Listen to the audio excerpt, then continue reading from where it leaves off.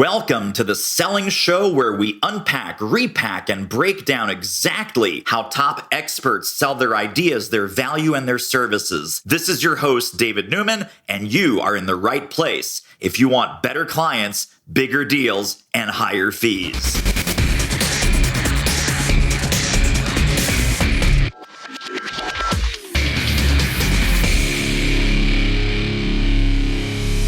All right, my friends. Well, you're in for a real treat. We have one of my favorite guests, and you know he's my favorite guest because he's been on here 4 or 5 times, and I had to invite him back. Mr. Mark Hunter, the Sales Hunter. Welcome to the Selling Show. You must be really desperate for friends to have me back this time. You're all I got, buddy. You're all I got. I do want to... Exactly. I do want to go through a quick timeline, though, because I'm going to fanboy you here for a second. Book number 1, High Profit Selling. Book number 2, High Profit Prospecting. And then A Mind for Sales. Now, this book, very, very interesting, Mark Hunter. You wrote it pre-pandemic. Its launch date, its publication date, March 31st, 2020. You probably had no idea what was coming down the pike.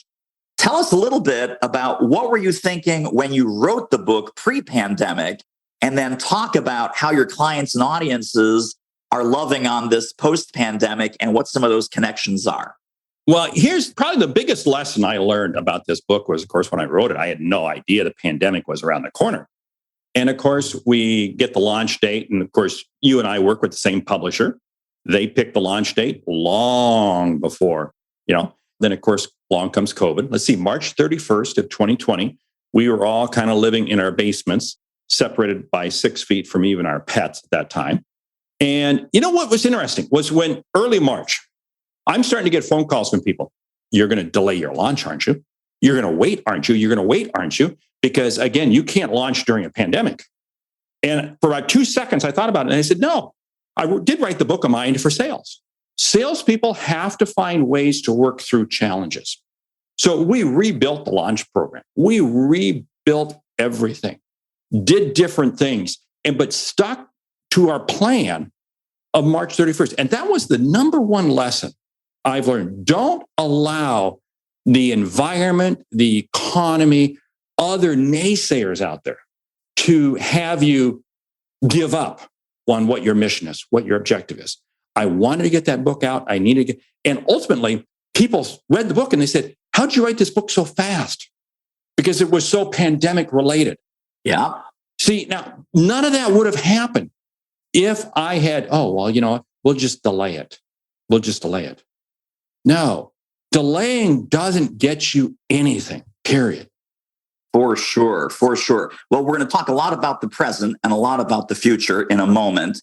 I do want to ask you, because during the pandemic, and especially right around the time that your book came out, there was this entire buzz in the sales profession.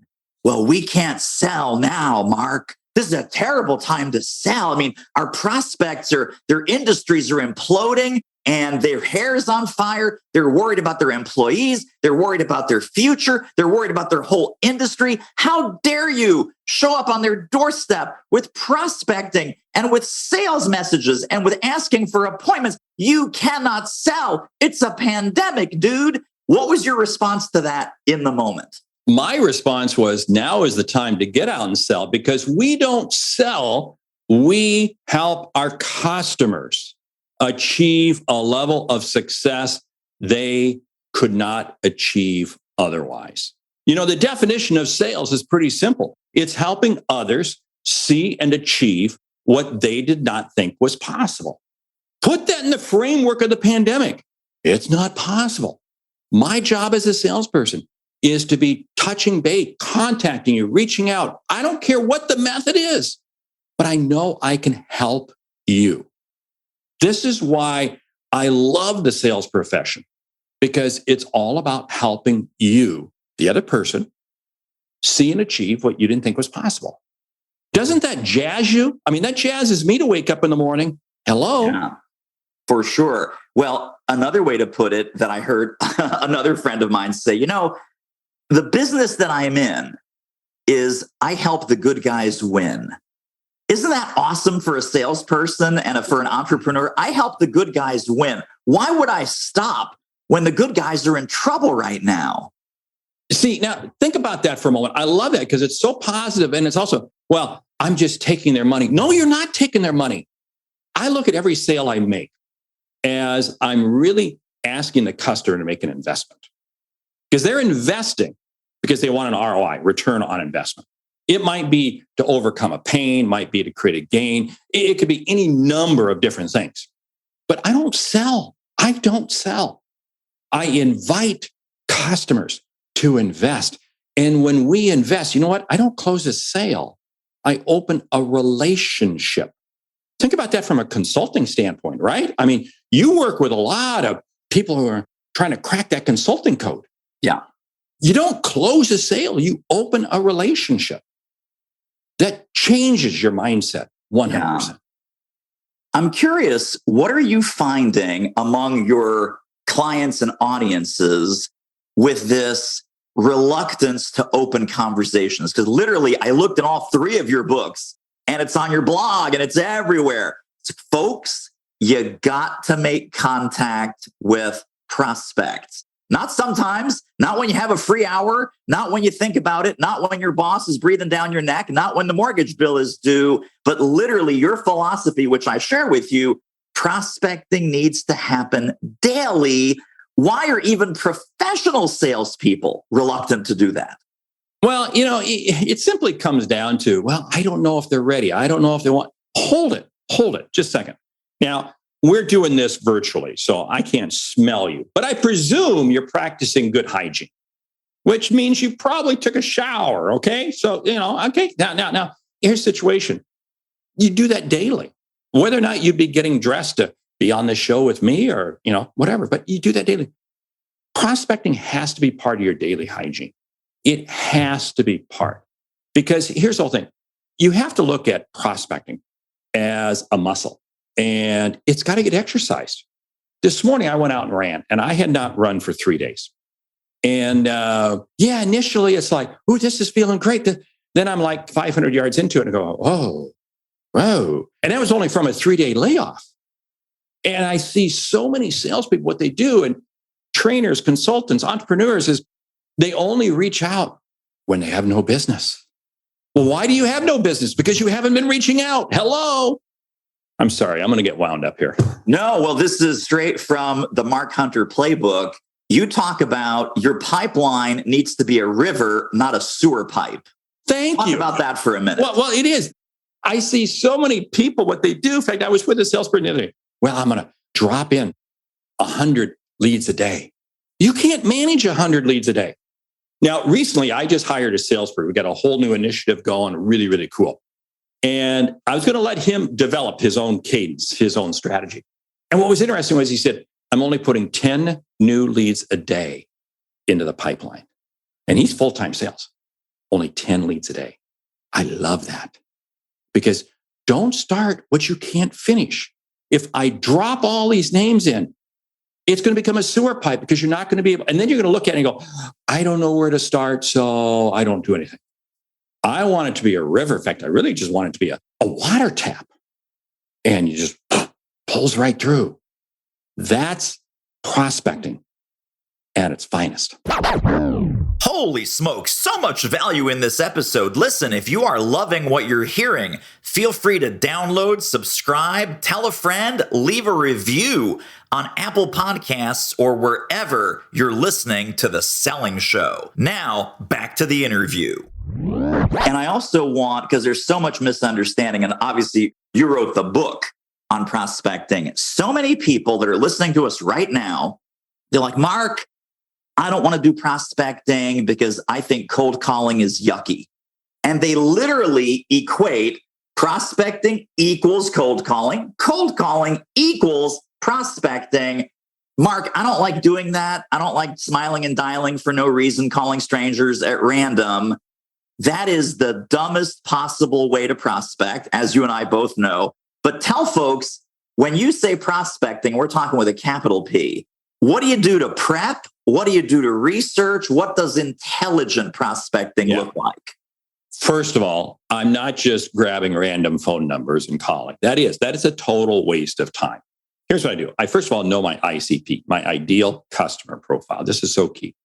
Don't contact people who don't fit your ideal customer profile. And the tighter you can make your ideal customer profile, the smaller the list you have to work with. Now, what does that mean?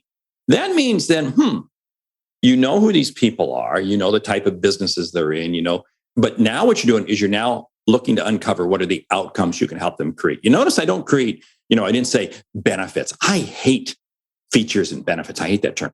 I like to go for outcomes. What are the outcomes you can help them create?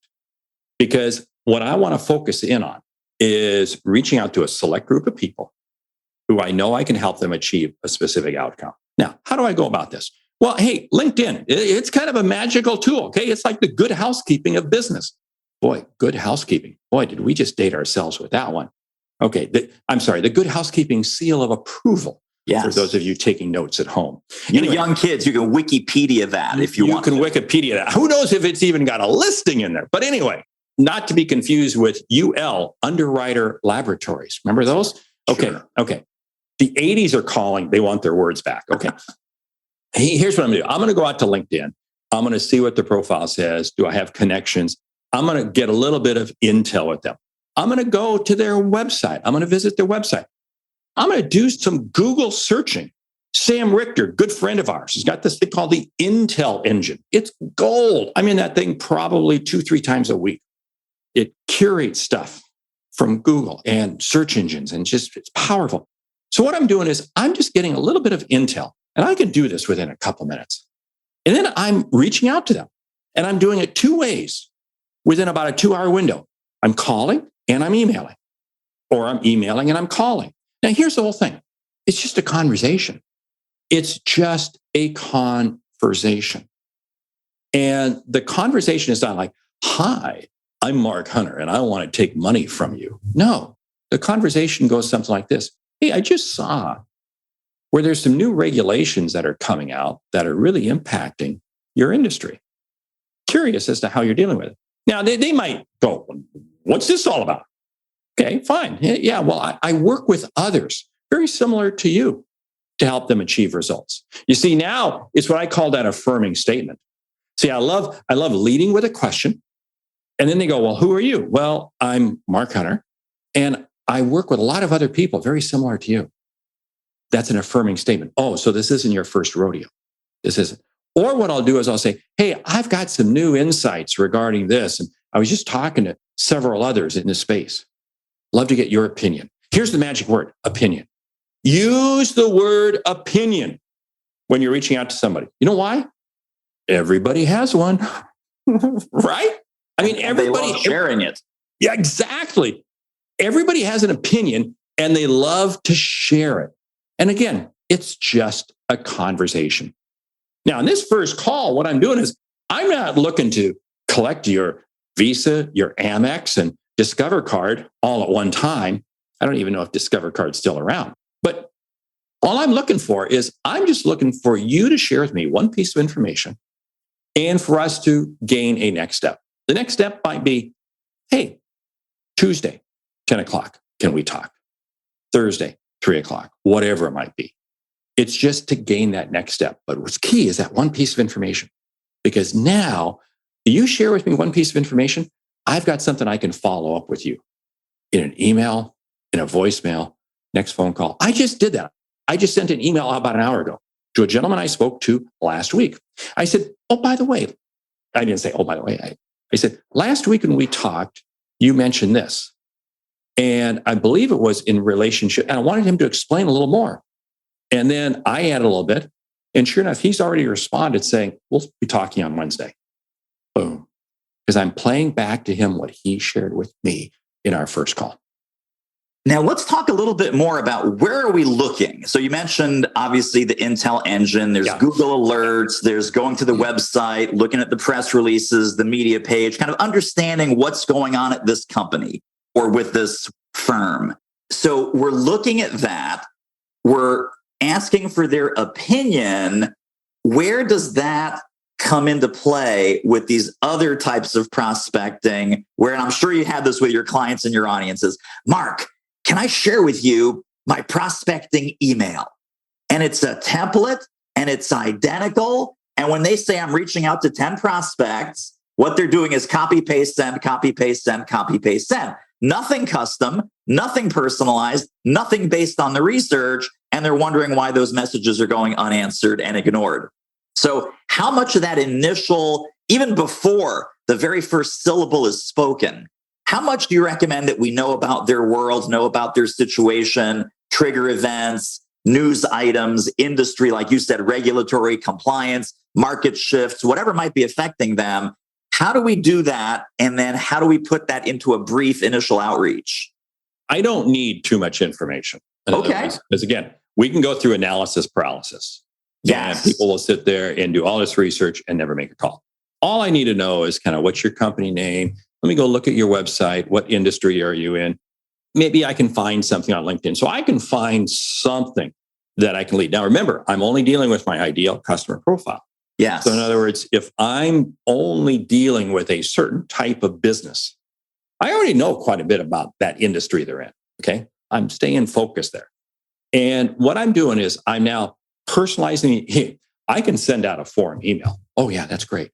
A form email sent to one person is stupid. A form email sent to 1,000 people is really stupid. And then it doesn't get responded to. So then you send back the next one. Hey, in case you missed my earlier email, right? Oh, please, you're killing me. What I want to do is I'm going to send out a very short email, 4 to 6 lines. It's really just 2 to 3 sentences. It's really quick. I lead off with a question and the subject line, because now think about this. Even sitting at home, we use our smartphones to look at a lot of our emails. What's that show us? It only shows us a little bit of the subject line and maybe the first 5, 6 words of the email. Last thing you want to do is get an email from somebody you don't know. And you see, here's the philosophy. 4 to 6 lines, 2 to 3 sentences means you can read it with one swipe. Think about this. Take your prospecting email. You're about to send it to yourself.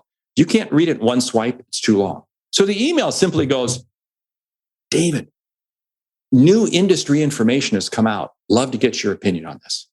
Then I sit there. I'm Mark Hunter. Boom. You see, don't sit there and start off by saying, hi, my name is so-and-so. Because what you get an email like that and you go, they don't know me. I don't know them. I don't care to get to know them. Goodbye. You delete it. Yeah. You've got to start off with the question to engage. Then you introduce yourself. Then you say, hey, give me a call. Let's talk. Happy to share with you. Now, you notice I say, give me a call. I didn't say email me back. It's very obvious if they're getting an email, they can email you back. I want to try to trip it to a higher level. Now, let's not kid ourselves. Is this one email going to get a response? No. But here's the thing. If I send you 4 or 5 emails, 4 or 5 voicemails, each one different, don't sit there and say, oh, wow. In case you missed this one, I want to bounce this to the top of your email. No, each one's different and each one's short. Now, what's happening is you're eventually going to begin to see, if you're getting emails from me, this Mark Hunter guy is sending me different information all the time. And it's short. He's not wasting my time. So then what happens is you're going to look at your phone, it's ringing, and it's actually going to be him calling. You know what? You're actually going to pick it up. You know? Now, does this happen? No. But here's the whole thing. You're earning the right to respect their time because of your messaging up to that point. Now, let me give you this is the ultimate prize. You know the best time to call these people? I'm ready. Sit down, people. If you're driving your car right now, pull over and stop. I'm about to shock you. Friday afternoon. Whoa! What did he? Yeah, he said, yeah. So instead of mowing your lawn, instead of going to the driving range, instead of just getting an early jump on going to the shore, no, you use Friday afternoons to be making prospecting calls. I'm amazed at the number of people who I can call on a Friday afternoon and I can get into a great conversation because it's a little more laid back. And oh, by the way, even in the summer, and especially in the summer. Yes. Yeah. For those of you driving, you can now get back in the lane and go ahead and proceed on the way. I want to anchor something that you just said because so many entrepreneurs, professional services sellers, and even professional salespeople that work for big companies, they get this one piece wrong. And it's about that ideal customer that you know really, really well. So for example, I worked a number of years ago with this training company. It was communications training. And it's very easy to say, well, every company needs communications training, so we're going to prospect to the universe. I sat down with the CEO of this company and I said, so tell me, who are you selling to? She says, oh, David, that's easy. It's a pharmaceutical company. They need to be global. I only talk to VP and above people. Oh, and they have to have 10,000 employees or more. And I said, say what now? She goes, yeah, pharmaceutical. We know it like the back of our hand. That's where we have the best stories to tell, the best names to drop. So pharma, all day long.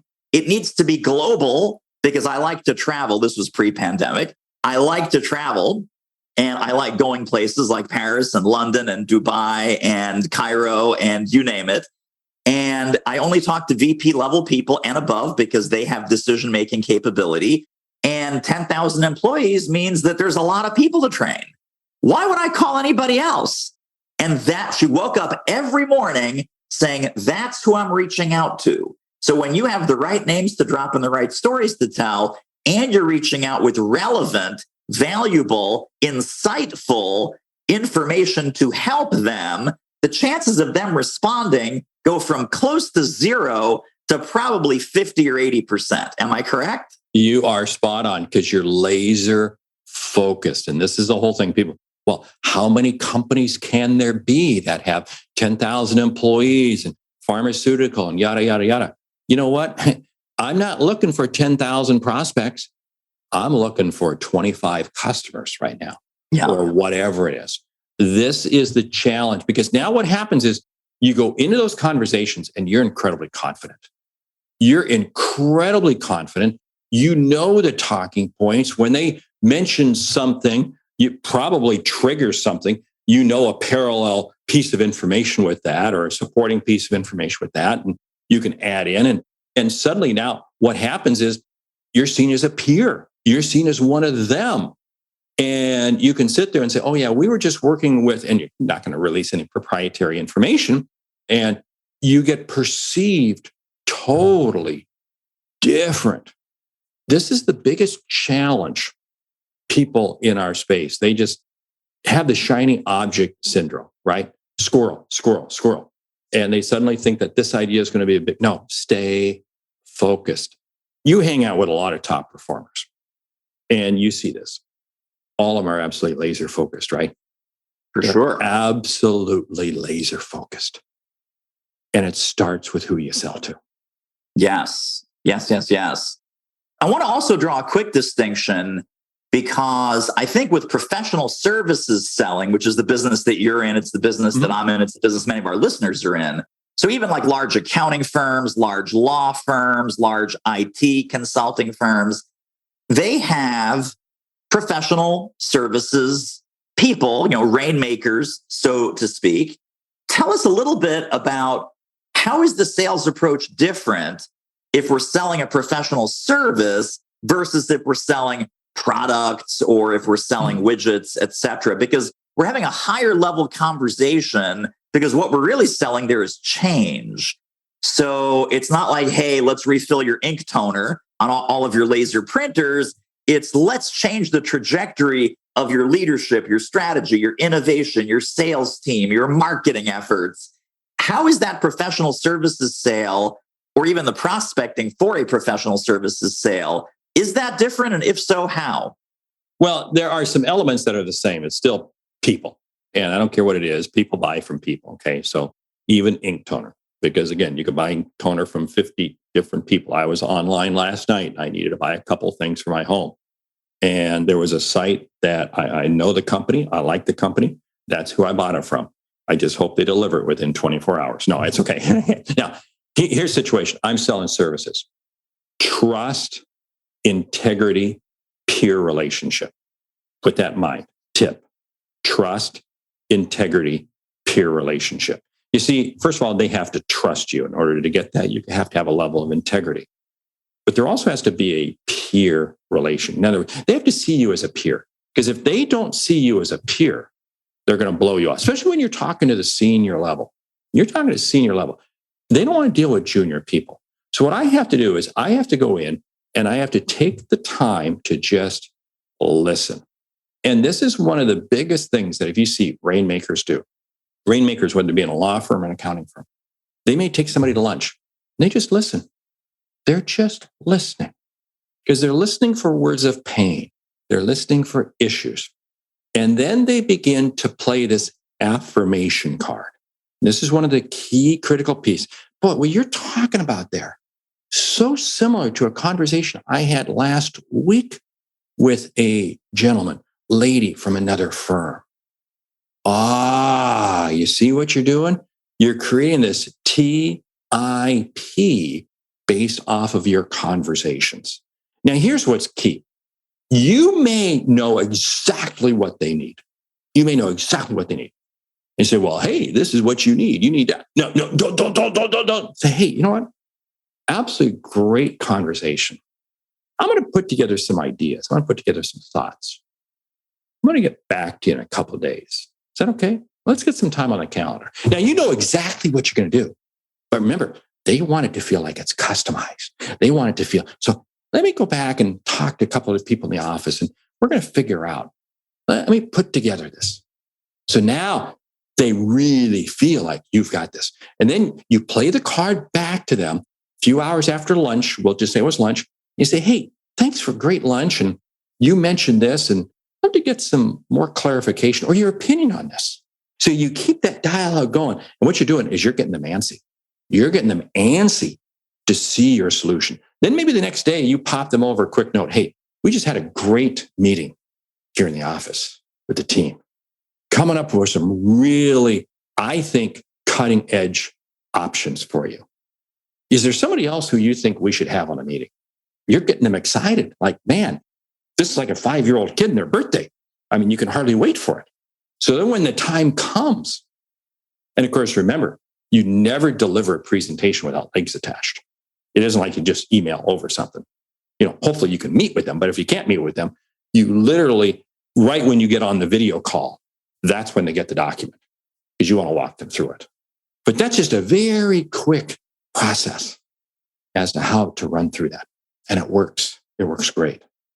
Mark, do you find, especially in this professional services sale, do you find that certain kinds of trigger events, so, new VP of sales, hey, we're opening up a new office in Kansas City and we're going through a hiring blitz. We need to hire 600 engineers in Kansas City. And this shows up in the industry news. This shows up in your news feed. You see this on LinkedIn.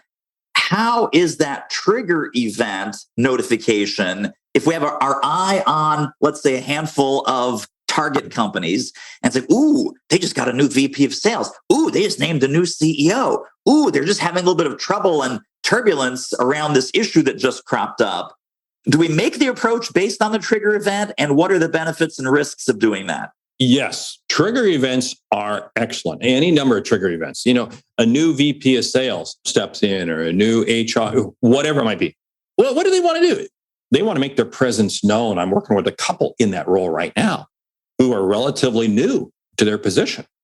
And I've been able to secure nice contracts with them. I'm working with one company right now. And he said, hey, I got 90 days to make some moves. And I'm working with them. And it's excellent. Here's a couple things that you have to keep in mind, though. And if you're dealing with the ICP, this is what's good. You dig your well before you need the water. Harvey McKay, excellent individual. In other words, you build a relationship. I saw this played out when I was back in corporate America. Booz Allen was a consulting group that we used a lot. And because we knew them, almost any problem that came up, can you unplug toilets? Call Booz Allen. Can you mow the lawn? Call Booz Allen. I mean, it was like, but they had the relationship because they were in our offices all the time. Think about that for a moment. This is why ICP is so critical. You create your relationship. Now, you can't create your relationship with everybody, but you know what? You can create a presence out on LinkedIn. This is where LinkedIn, from a professional services standpoint, really comes into play because you want them to see, oh, wow, this is what this person's commenting on. This is what this person's sharing. This is what this person's doing. And it's amazing. I got to share one secret trick. This is a great trick for creating relationships at high levels. You know what's very interesting? Business owners and senior business people never stop working on the weekend. See, during the week, they're working in the business. On the weekend, they're working on the business.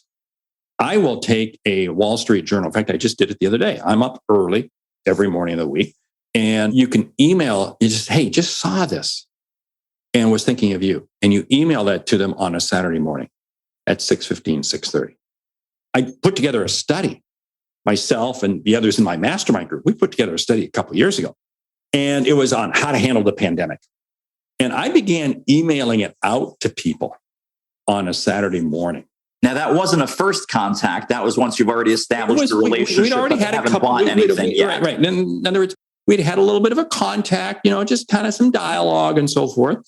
And this one guy in particular, he sent me back not an email. He sent me back a video. Thank you. This is excellent. Monday morning, we're having our strategic planning meeting, and I'm going to share this document with them. Now, what did I do? I suddenly took my relationship with that guy to the highest level and ultimately wound up doing several nice pieces of business with him. He remains a good friend to this day. We talk probably every 4 or 5 months. It's excellent. See, so again, you're finding ways to nurture those relationships. Yes, I know. Terrific episode here, but have you seen our latest web training? Oh my goodness, pop over there right now, or as soon as you're done listening to this episode, it's doitmarketing.com/webinar. See you over there. Back to the good stuff. Old school story from a really top sales guy. So back in the 1990s, we were talking about our 1980s and 90s references earlier. I worked for PeopleSoft, so big ERP, enterprise resource planning software. Now part of the Oracle. Now part of the Oracle, Evil Empire, exactly correct. I wasn't going to say Evil Empire. No, I'm sure you love them, but me as a former employee, not so much, but that's okay. So we had hoteling. Remember hoteling? Like you never had a permanent desk. You can come into the office, set up wherever you want. So occasionally I would sit, and we had open cubes. So I'm sitting next to this guy whose name is Dave Colopy. Dave Colopy is one of the top sales guys in the entire company, not just in my office, but in the entire company. He would call only, let's tie back some of these principles. He would call chief information officers, CIO, of Fortune 500 companies. That was it. That was it. His opening call was, hey, Bob, Dave Colopy from PeopleSoft. I'm calling to ask you one question. Are you evaluating any new ERP systems in the next 12 months? They would answer, well, yeah, as a matter of fact, we are, or no, we're not. If it was no, we're not, appreciate your time, would you like me to email you my contact information if this becomes a priority for you? Yeah, sure. So it was a no and an email, and the call was done in 45 seconds. If the person said yes, he had a second question, final question. Would it be okay with you if I email some research and some comparison studies with you, whether you decide to go with us or not? Yeah, I'd love to see the comparison study. Awesome. Is your email blah, blah, blah, blah, blah? Yes, expect that in the next few minutes. If you want to chat about anything that you see in that report, feel free to reach back out. Have a great day. That was it. It was 2 questions. It was binary. Question 1, are you in the market? Because he knew if they weren't in the market, no one's going to convince someone to do a $5 or $10 million sale on the spur of the moment. So he knew that if it wasn't already on their radar, not worth wasting his time or their time. If they are in the market, what are they looking at? They're looking at, oh my God, there's so many choices. I'm not even sure where to go. Or we've already had some demos. We've already talked to some people. Now I'm even more confused. Would you like a comparison study to help you make a decision, whether that's with us or not? Yes, great. A few people, I guess, I'm sure said no. He was fine either way. He spent his entire prospecting segment of his day making calls like this to people like that, with questions like those, and very, very successful guy. I love it because here's the whole thing. At that level, they're rarely going to turn down the information. Just go ahead and send it. Now, whether or not they read it, that's a whole different thing. But at that level, you always got your antenna up because I don't want to miss something. I don't want to. I used to sit in that type of position. And there was information that I would receive because I didn't want to be asked by the president of the company or the CEO, what's happening here? Oh, well, I just got this deck on this. So you needed to know. Now, here's the other thing. You send that to them. And of course, now you've earned the right that you can reach back out to them a week or so later. And hey, what's your opinion on this? What's your thoughts on that? Now, I was talking to somebody else and here's what they shared. In other words, it allows you to get the conversation going. Now, there's something else that you said there with that that's so key. If they're not in the market right now, there's a lot of times that this is in professional services. Oh yeah, this really makes sense. We really need to have you. But needing to have is not urgent to have. Companies are only solving the number one or number two issue. I had a gentleman call me the other day. He's trying to sell me on something. And it makes sense. It really makes sense. I'm sorry. It just doesn't fit into my list of urgent things I'm working on right now and for my company. See, so that's the other piece that you have to be continuously asking yourself is whatever I'm selling to you, whatever I want to work with you on, does it create urgent enough of a value for you to make a decision right now? And the way you tie that in is you know what their outcomes are. Oh, well, we got to get this done so we can build this plant out. Oh, yeah. So the faster we get going here, the sooner you can build your second plant out or add another shift or do this. You always want to tie your solution back to an outcome that they have.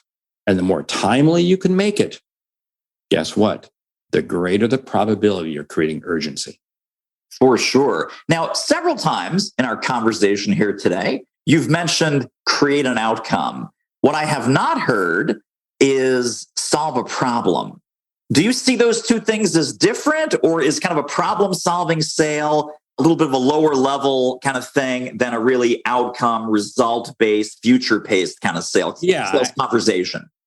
I just hate that word problem-solving. Everybody really uses that. So so you got some problem. Yeah, let's solve this problem. Here's the outcome, because what I'm trying to get you to think is not just we're going to solve the problem, but what comes next. See, I'm getting positive, aspirational, next level. You bet. I'm getting you to think down the road. So that's why I'm focused in. I mean, a situation, I was working with a company. We were trying to sign a contract with a company, and CEO's on the phone with me. He's arguing about price. And my question was, how much business do you expect to lose next year due to the new competitors coming into the marketplace? There's this pause. And he goes, that was good. You're hired. Because what did I do? I was, boom, hitting him right there with this problem. Right. And the outcome was, as a CEO, I'm not going to have a job if I lose all this business. So good. So good. Well, I've got two final questions for you, Mark. The final question is, where can we send people for some resources and goodies and downloads? But before we get to that one, looking at everything we talked about today, prospecting, mindset, mind for sales, if there was one overarching thought that you would leave folks with, what would that overarching concept or takeaway be to help them sell more and sell smarter? Get focused on the outcome you create and be focused with your time to help people achieve it. Boom. There it is, folks. Mic drop. So, Mark Hunter, thesaleshunter.com. Where can we send people? What kind of gifts, goodies, resources should we put in their hands? You just said it, thesaleshunter.com. There you go. And hey, if you jump out there, we have a new ebook out there. I want you to download that. There's a ton of content out there that you can grab. And of course, along with your great podcast. And I got to get you on my show, the Sales Hunter podcast. Yes. So Yes. So everything is tied to thesaleshunter.com. They can see your amazing, fantastic blog. They can get the free ebook download, and they should listen to the podcast. They should subscribe. They should rate. They should review. They should do all those things with the Sales Hunter podcast. Am I right? It sounds like you're reading my script. Thank you for listening to Sales Logic. Actually, that's my tagline for Sales Logic, another podcast I do. Because, hey, you know what? If you're having fun doing one, why not do two, right? Very true. Very true. Well, Mark Hunter, a serial guest. I say this to all my favorite people. In your case, obviously, we have made it happen. we have to have you back again. We have to have you back for appearance number 7. We've got 300 episodes already. I'll see you again around 350, 355 probably. If I'm a serial guest, do I go with 1% milk or whole milk? I think you're a whole milk kind of guy. Whole milk guy. Oh, whole milk For guy. sure. Okay, good. Such a pleasure, my friend. Always great to have you on. Thank you. And that wraps up another episode of The Selling Show. Hey, tell you what, if you like us, rate us and review us on Apple Podcasts, subscribe, tell a friend, go grab the notes and downloads and extras at thesellingshow.com. See you next time.